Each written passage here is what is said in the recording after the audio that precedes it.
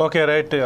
రామ్మోహన్ గారు ఏదైతే ఇప్పుడు మస్తానరావు గారు చెప్పినట్టుగా అలాగే ఇటు పాకిస్తాన్ పరిస్థితి ఇప్పుడు ఎట్లా ఉందంటే భారత్ త్రిశూల వ్యూహంలో అటాక్ చేస్తుంది. రెండవది పాకిస్తాన్ చుట్టూ కూడా ఇటు బలూచిస్తాన్ కావచ్చు, ఆ పాకిస్తాన్ పౌరులు కావచ్చు, అలాగే ఇప్పటివరకు కూడా పాకిస్తాన్ ప్రధాని ఎక్కడున్నాడు, అలాగే పాకిస్తాన్ ఆర్మీ చీఫ్ ఎక్కడున్నది కూడా బయటికి రాని పరిస్థితి. వాళ్ళు ఉన్నారా, దేశం వదిలి పారిపోయారా అన్న ఒక సందిగ్ధత కూడా ఉంది.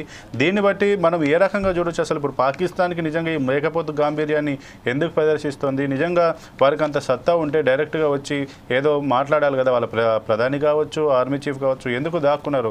ఇంతకుముందుకు గాంభీర్యాలు పలికారు, ఇప్పుడు ఎందుకు దాక్కోవాల్సి వచ్చిందంటారు?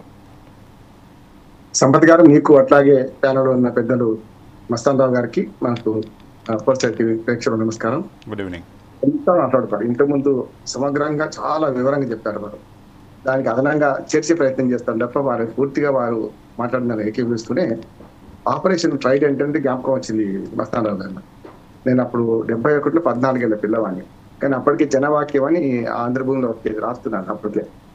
కనుక నాకు జర్నలిజంలో 50 ఏళ్ళ అనుభవం, 75 నుంచి ఇప్పుడు దాకా. అయితే అట్లా చూసుకుంటే మనకి ఆపరేషన్ ట్రైడెంట్ అనే పేరు పెట్టింది అప్పుడు వాళ్ళు. ఏది ఇందిరాగాంధీ హయాంలో 71లో మన కరాచీ రేవుని కూడా మనం స్వాధీనం చేసుకున్నాం. అందుకని ఆపరేషన్ ట్రైడెంట్ అని గుర్తొచ్చింది. ఇప్పుడు త్రిముఖ వ్యూహం మనం పాటిస్తున్నాం. ఖచ్చితంగా ఇది చెంపదెబ్బ మాత్రమే అంటున్నాను. ఇప్పుడు చిన్నపిల్లలు తప్పు చేస్తే చెంపదెబ్బ కొట్టినట్టు, కానీ గోడ దెబ్బ అటు పక్కనికి దాక్కుతుంది. బలూచిస్తాన్ తీవ్రవాదులు ఇప్పుడు ఆల్మోస్ట్ 14 మంది పాక్ సైనికులు చంపేశారు. పెట్టాపట్నం నగరాన్ని స్వాధీనం చేసుకోబోతున్నారు. మనకు ఇంకో మయాన్ చోరా పట్టణాన్ని కూడా ఇప్పటికీ ఆల్రెడీ స్వాధీనం చేసుకున్నారు. దాంతోపాటు ఇప్పుడు ఇటుపక్క అటుపక్క చెప్పదెబ్బ గోడ దెబ్బ కాస్తుంది. మనం కేవలం ఇప్పటికి కూడా నైతిక యుద్ధాన్ని చేస్తున్నాం, ధర్మ యుద్ధాన్ని చేస్తున్నాం, అధర్మ యుద్ధాన్ని చేస్తున్నాం. ఇప్పటికీ పాకిస్తాన్ పౌరులను చంపలేదు ఎక్కడ కూడా. అట్లాగే పాకిస్తాన్ సైన్యం మీద వాళ్ళు దాడి చేస్తే మనం ప్రతిఘటన చేస్తున్నాం అంతే తప్ప, ప్రతి దాడి చేస్తున్నాం తప్ప మనంతలో మనం సైన్యం మీద దాడి చేయలేదు ఇప్పటిదాకా. వాళ్ళు చేతిలో తుపాకి పట్టుకుని ఎదురొస్తే మనం కాల్చకపోతే ఏం చేస్తాం? ఇప్పుడు ఇవాళ రీసెంట్ పరిణామాలు యూరి సెక్టార్ లో బారాముల్లా దాకా నేను వెళ్ళొచ్చాను. దాని తర్వాత ఉంటుంది 50 కిలోమీటర్లు ఉంటుంది. ఇది చూస్తుంటే యూరి సెక్టార్ లో ఇప్పుడు మళ్ళీ మన లైన్ ఆఫ్ కంట్రోల్ బాగా మళ్ళీ అవుతున్నది. రాత్రి మేము మత్సరావు గారు నేను వేరే టీవీ ఛానల్ మాట్లాడినట్టు లైవ్ టెలికాస్ట్ ఒక రకంగా చెప్పానంటే ఈ రాత్రి కూడా మళ్ళీ దీపావళి పటాసులు పేలుతాయని నేను అనుకుంటున్నాను. ఎందుకంటే అజిత్ దోవల్ అట్లాగే త్రివిధ దళాధిపతులు ఇప్పుడే మన ప్రధానమంత్రి మోడీ గారితో చర్చిస్తున్నారు. మనమే స్టేబుల్ గా మన ప్రధానమంత్రి ఇంతకుముందు మస్తానరావు గారు చాలా మంచిగా వివరించారు. నలుగురు ఉన్నారు మన ప్రధానమంత్రి. నిట్టాడు అంటే మనకు ఇంటికి నిట్టాడు ఉంటుంది, తర్వాత 4 పిల్లర్స్ ఉంటాయి మొగరాళ్ళు.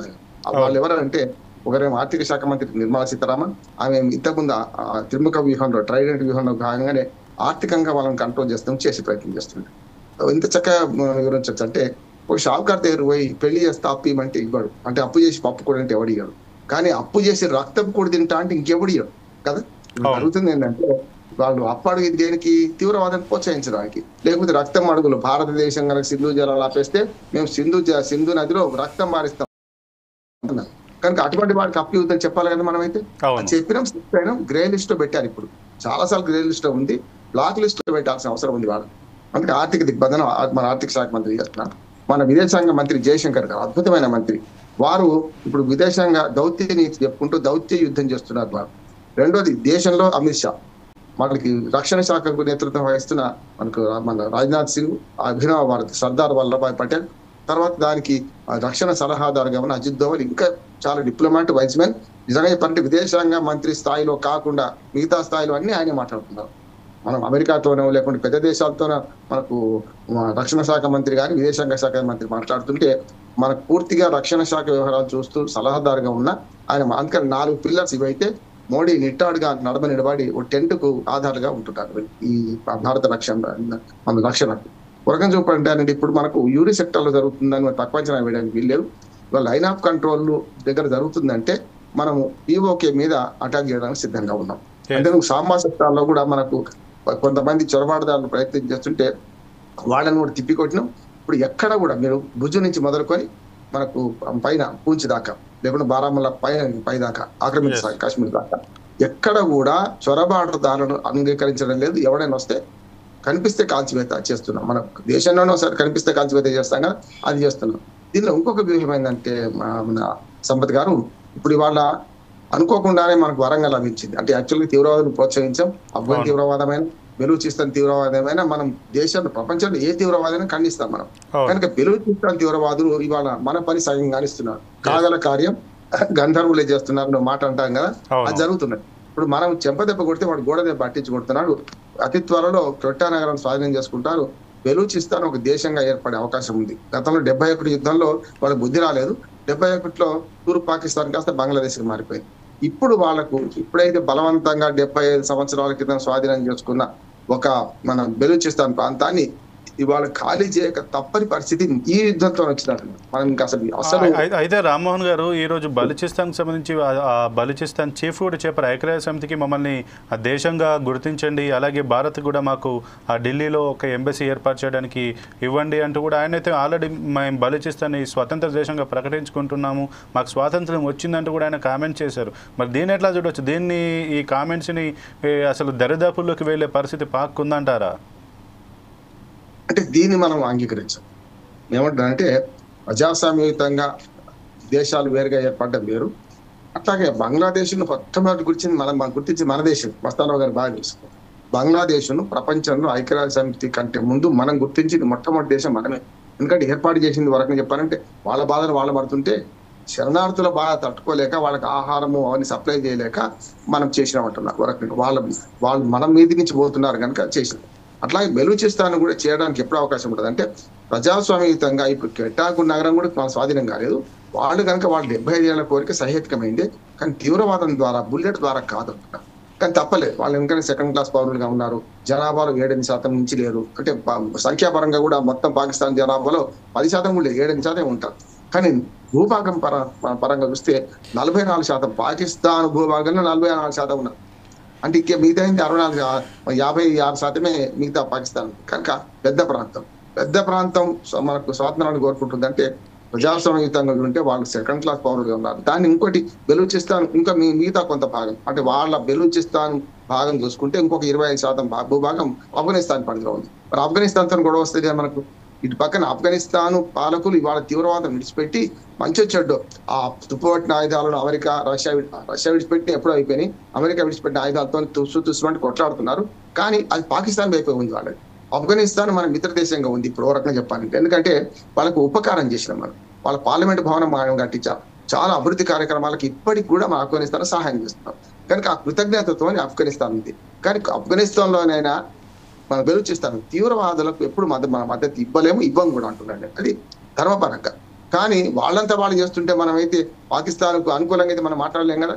వాళ్ళు పాకిస్తాన్కి వ్యతిరేకులకి శత్రువు మిత్రుడే, మనం అంతవరకు పాటిస్తాం. కానీ వాళ్ళు కనుక నిజంగానే ఆ శత్రువుతో గెలిచి వాళ్ళు రేపు పొద్దున మనం కోరితే యుద్ధం తర్వాత ఆలోచించే పరిస్థితి ఉంటుంది. కానీ ఇప్పుడైతే మనం కోరింది కరెక్టే, వాళ్ళ ఆవేదన కరెక్టే.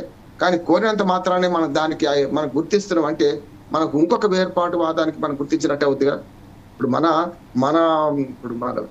ఏమంటారు చీమా ఎందుకుంటామంటే పుట్టలో వేలు పెడితే కుట్టను అన్నట్టు మన అంతర్గత వ్యవహారాలు ఇంకోటి జోక్యం చేసుకోవద్దని మనం అంటూనే ఇంకొకరి అంతర్గత వ్యవహారాలు మనం జోక్యం చేసుకోం కదా.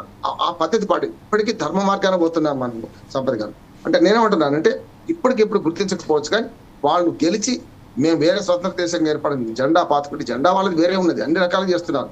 అది వేరే ప్రాంతం. అసలు విభజనలో ద్విజాతి సిద్ధాంతంలో వెళ్ళిపోయిన భాగంలో అది లేదు. మన భారతదేశంలో అటు ఉమ్మడి భారతదేశంలో ఉంది, కానీ ఆఫ్ఘనిస్తాన్ నుంచి ఎప్పుడైతే బ్రిటిష్ పాలకుల భారతదేశంలో అది లేదు. అది వేరే స్వతంత్ర రాజ్యంగా ఉన్నది.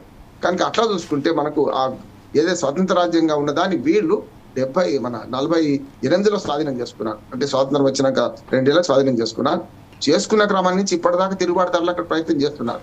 కనుక దాన్ని మనం ఆ స్వతంత్ర పోరాటాన్ని లిబరేషన్ పోరాటం చూస్తాం తప్ప దాన్ని వెంటనే గుర్తించడానికి అది వీల్లేదు అంటున్నాడు. ఇంకొక మాట చెప్పాలి, మనం ఆఫ్ఘనిస్తాన్ నుంచి కూడా ఇప్పుడు పశ్చిమ పాకిస్తాన్కి థ్రెట్ ఉన్నది. 3-4 జిల్లాల పూర్తిగా వాళ్ళ పట్టు ఉన్నది. అసలు వీళ్ళు పోలేని పరిస్థితి.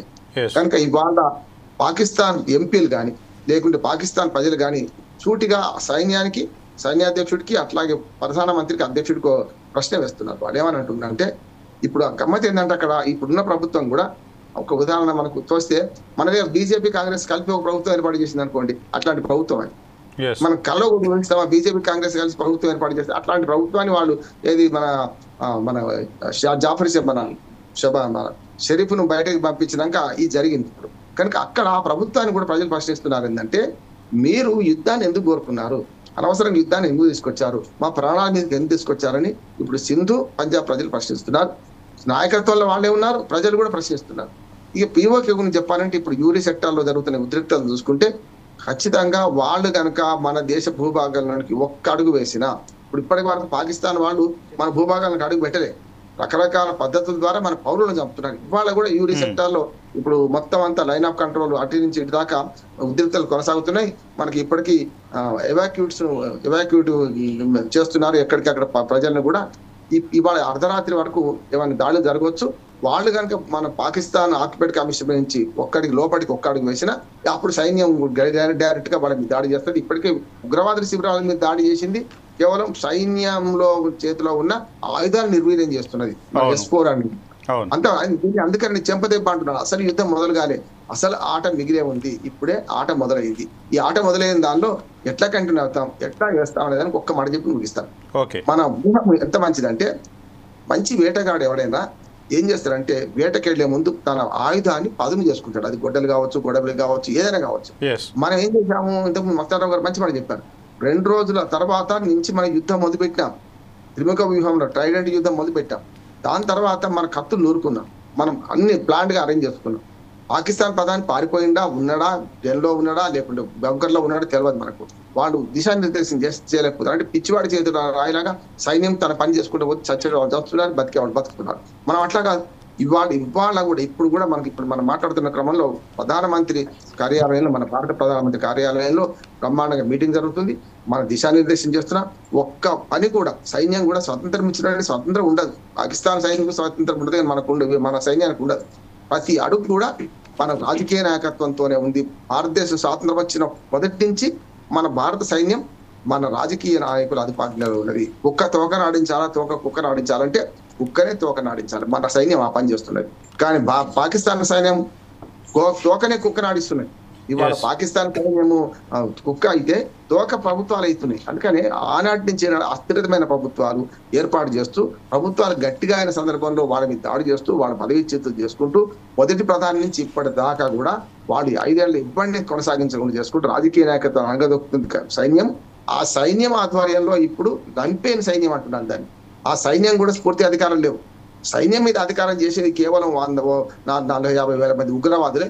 ఆ ఉగ్రవాదుల రాజ్యాన్ని నడుస్తుంది. ఉగ్రవాద రాజ్యాన్ని అణచడానికి ప్రపంచవ్యాప్తంగా నిబంధనలు ఉన్నాయి, మనకు ఐక్యరాజ్య సమితి నిబంధనలు ఉన్నాయి. దాన్ని బట్టి ఉగ్రవాదం అంతానికి ఎక్కడికైనా వెళ్ళి కొట్టొచ్చు, ఏ దేశంలో ఉగ్రవాదమైనా కొట్టవచ్చు అని అమెరికా ఇప్పుడు చెప్పింది. కానీ వాళ్ళ ధైర్యం వాళ్ళు చేయలేదు. రేపు పాశ్చాత్తాపడతారు. మేము ఈ పని భారతదేశం పని మేము ఎందుకు చేయలేదని పాశ్చాత్తాపడతారు వాళ్ళు అంటున్నాను నేను. అందుకని ఈ యుద్ధం ఎప్పుడు ముగుస్తుంది తెలియదు, కానీ ఆట మొదలైంది. ఆట మొదలైన తర్వాత 5 రోజులకా, వారం రోజులకా, 10 రోజులకా చెప్పలేను. కానీ ఒక్కటి జరుగుతుంది, వాళ్ళ ఆర్థిక స్థితిగతులు పూర్తిగా మందగించిపోతాయి, వాళ్ళకి డబ్బులు దొరకవు. రెండో ఇంధన వలన అయిపోతాయి. మూడోది 2 రోజుల యుద్ధం మొదలైంది. ఆపరేషన్ సింధూర్ 1, సింధూర్ 2 వరుసగా 2 రోజులు దాడి చేశాం. 3వ రోజు దాడితో ఇప్పుడు ఏమవుతుందంటే కొన్ని నగరాలు, కొన్ని పట్టణాలు కూడా మనం స్వాధీనం చేసుకుంటాం అనుకుంటున్నాం. ఒకవేళ ఇవాళ అజిత్ దోవల్ కనుక ప్రధానమంత్రితో సమావేశాన్ని ప్రతిసారి కూడా యాక్షన్ మొదలవుతుంది. అజిత్ దోవల్ సమావేశం అయిందంటే ఇంకో బాంబు పేలబోతుందని అర్థం. అదే జరుగుతుంది. ఇవాళ రాత్రి కూడా మళ్ళీ దీపావళి పండుగ, నిన్నే అజిత్ దోవల్ ట్వీట్ చేశారు కదా, దీపావళి పండుగ మనం జరుపుకోబోతున్నాం అని నేను అంటున్నాను. Okay, right. మస్తాన్ రావు గారు, ఇప్పుడు ఈ పరిస్థితి